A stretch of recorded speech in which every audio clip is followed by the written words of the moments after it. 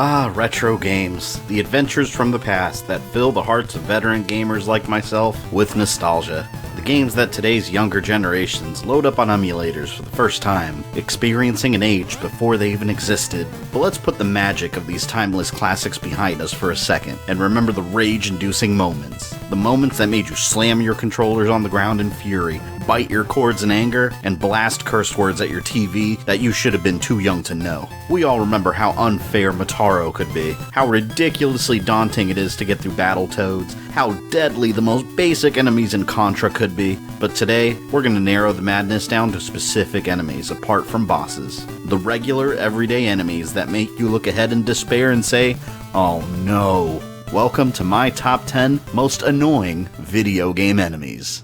Number 10, Bongo, from the Streets of Rage series. Later changing his name to Big Ben. 90s beat-em-ups were naturally difficult, sending endless waves of enemies at the player, and Streets of Rage was no exception. It was filled with enemies that would infuriate you beyond belief, wrestlers that clotheslined you, women that would hop back and forth avoiding your attacks, but Bongo kicks off our list in the number 10 spot. Originally starting out as a boss, Bongo eventually becomes one of the regular enemies you face. He's what I call a continue drainer. The enemies that you can expect will rob you of several lives due to their unfair nature. Bongo is an immensely large man that rockets across the screen at lightning speeds while spewing fire from his mouth. There is no solid strategy against him other than trying to hit him as he runs by, but half of the time you'll miss, having to wait for him to come back. The other half of the time he'll hit you, or you'll accidentally grab and throw him, which you can't because he's too heavy, causing you to lose even more health. Number 9, The Flood, from the Halo series. Nothing makes me want to turn off a Halo game as quickly as when I see the Flood. I'm not even going to narrow it down to a specific Flood type, just all of them. The parasitic organisms that infect living and dead bodies, bringing them back to life. These things swarm everywhere in massive numbers. When fighting alien Covenant soldiers, they at least take cover, requiring the player to think of strategies to take them down. The Flood don't care about any of that, rushing towards you, blasting away as they soak up damage with no regard to their own lives. Flood attacks are always focused on overwhelming numbers, and the most irritating members of this species are the small ones, combined with the exploding sacks. These things travel in massive groups, jumping at you, and while not particularly difficult to kill, it takes forever for them to run out. And these exploding sacks blow up into more of them. A perfect example to showcase this is the library level from the first Halo game, one of the worst designed levels in the entire series. Corridor after corridor that looks the same as endless amounts of Flood come after you. It's so boring and it's so tedious, and there's nothing like going for an achievement that requests you to beat the level on Legendary without dying, only to be killed by a Flood sack that exploded too close to you. Thankfully, Halo has moved way past the Flood, and I for one hope they never return. Number 8, WALLMASTERS, the Legend of Zelda series. Have you ever played a Zelda game where you're just minding your own business, exploring a dungeon, and slaying enemies when suddenly a giant zombified hand drops on you, forcing you to shit blast your underwear, then finding yourself at the beginning of the dungeon?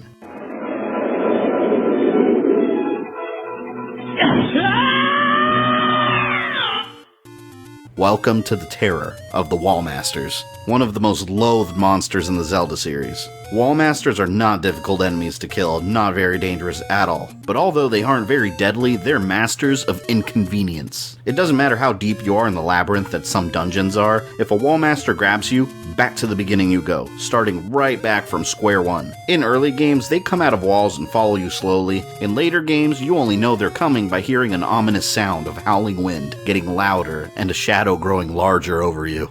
Number 7, Killer Birds, the Ninja Gaiden series. The Ninja Gaiden series is famous for its insanely high difficulty level. An easy Ninja Gaiden game simply doesn't exist. The badass ninja Ryu Hayabusa faces off against hordes of deadly ninjas, monstrous bosses, gun-toting maniacs, but his most ferocious enemy? Birds. Yes, they may be killed with one slice from your sword, but these flying bastards have no mercy, being placed in the most inconvenient locations. You're trying to jump wide gaps onto small platforms, get ready for birds to swoop in as you're trying to focus on performing precise jumps. I can't even begin to describe the amount of fury I felt playing the original Ninja Gaiden as a kid, how many times I threw my controller or turned off my console after staring at the game over screen in defeat over and over because of these birds. What makes it even worse is that you can kill a bird, accidentally turn turn around just enough for the screen to shift, and the bird is regenerated back to life. One of the most insignificant enemies across all video games, yet one of the deadliest.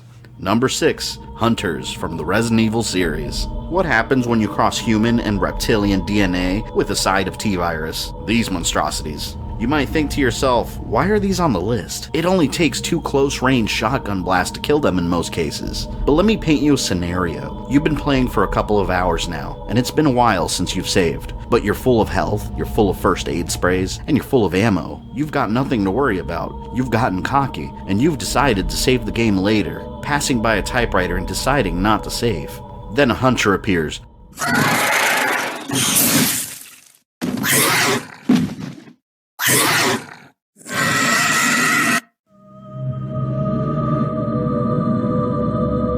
Oh no, you didn't save. That's right, hunters can one-hit kill you if they slice you just right. And sometimes there's more than one of them, with these thick bodies in your way that makes it hard to walk around them, with the old tank controls of the day. I don't even want to get into how many bullets they soak up in Operation Raccoon City. As many monsters as there are in the Resident Evil universe, hunters are the ones that make me stop in my tracks, turn around and run the opposite direction with the false hope that they'll magically disappear. Number 5. FLEA from the Castlevania series.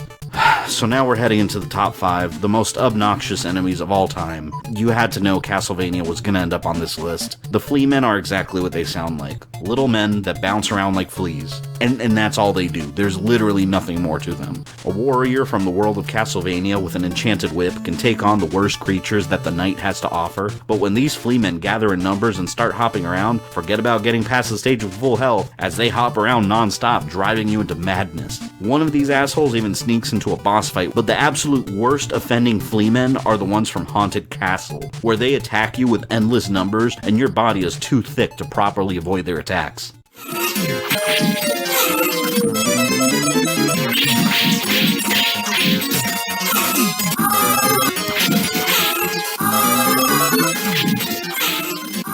Number 4, the Hammer Brothers, from the Super Mario series. Sure, they might look cute, harmless looking turtles wearing helmets, chucking a hammer, or a fireball every once in a while as Mario easily avoids it, but don't be fooled. Let's travel back in time a couple of decades to the NES. The Hammer Brothers were terrifying killing machines, unleashing a barrage of hammers, so you better hope you have a mushroom to spare, especially if you're stuck as Little Mario, where the slightest mistake will kill you in one hit. Later in the game is even worse when there's a pair of Hammer Brothers just completely going apeshit, hopping around and raining death down in multiple directions. Look at how ridiculous that is. And mind you, this game was designed for children playing video games for the first time, teaching them how heartless and cruel Nintendo could be. Number 3, Like-Likes, from the Legend of Zelda series. The Like-Likes are recurring enemies throughout the Zelda series, and calling them annoying is most definitely an understatement. These disgusting slugs grab Link and keep him from moving for a couple of seconds, which is already one of my enemy pet peeves across all of gaming. But they take it a huge step further, robbing Link of his equipment, which then he has to get back by killing the Like-Like. Not a big deal, you say? Well, I have a horror story for you that young 12-year-old Fabian experienced back in 1998. I had spent hours playing the Ocarina of Time on my beloved Nintendo 64, earning glorious treasures along the way, such as the blue Zora tunic, allowing Link to breathe underwater, and the iconic Hylian shield. And there it is, a Like-Like. With barely a heart left, I panicked, getting swallowed by the monster, killing me. My items were gone. To get my equipment back, I had to find a store that sold them at a ridiculous price, so I had to go around collecting rupees, but I only had a small wallet. So to upgrade my wallet, I had to hunt around for enough gold Skulltulas to upgrade my wallet to be able to carry more rupees. Then I had to gather enough rupees to rebuy my equipment that I had already earned. An entire bullshit scenario I had to go through because of this. Number 2, Medusa heads, from the Castlevania series. Oh, you knew this would be on here. Castlevania's Medusa heads. Easily killed with one hit of the whip? Sure. But just like the flea men, they tend to appear at inconvenient times, knocking you off platforms and mixing in with other enemies. Look at the scenario. You're trying to dodge an axe armor, throwing axes, while trying to kill them and move forward. But here come the Medusa heads, throwing your groove out of sync and forcing you to handle multiple threats at once. And let's not forget the Metroid-style Castlevania, where the Medusa heads turn you into stone, even filling an entire corridor with them. But the Medusa heads, as devious and evil as they are, don't hold a candle to number 1. The most annoying enemy of all time. Number 1. Firebrand, from the Ghost and Goblin series. Firebrand is the ultimate evil across video games and my arch rival. Ever since I was a child playing any game in the Ghost and Goblin series, there is no pattern to this character's movements. He dives at you unpredictably, and you better hope that you have some good weapons to fight him, because if you're stuck with the torch, good luck. I can't even recommend that players run away from him, because he tends to follow you, and sometimes he just comes rocketing across the screen out of nowhere with no warning. I find him to be the absolute worst in Super Ghouls and Ghosts for the Super Nintendo. There's so many moments when I was praying to stay alive because I was running low on lives and I didn't want to go through the whole level all over again, and then suddenly, there's Firebrand, firing everything I had at him as he darts around, dodging every shot. Later on in the game, you can even run into multiple Firebrands at once. How pleasant. And you even get to fight several enemies at once, while Firebrand is unpredictably flying around also, sending you into an anxiety attack. I get so frustrated every time I see Firebrand that when he became a playable character in the Marvel vs. Capcom series, I refused to pick him. Although he did have his own game, which was actually pretty fantastic, called Demon's Crest, but he's still a dick. He is the most annoying enemy of all time in any video game. And that sums up my personal top 10 most annoying video game enemies. If any of you have your own list of annoying enemies in video games, leave me a comment down below and let me know what those are. I'm sure I share the same opinion for many of them, had this been a top 20. If you enjoyed this video, leave me a like and a comment down below letting me know. Don't forget to subscribe and follow me on social media. You can also check out some of my other videos or click my Patreon link if you'd like to support GamerThumbTV. This is Fabian. I love you guys, and I'll see you next time.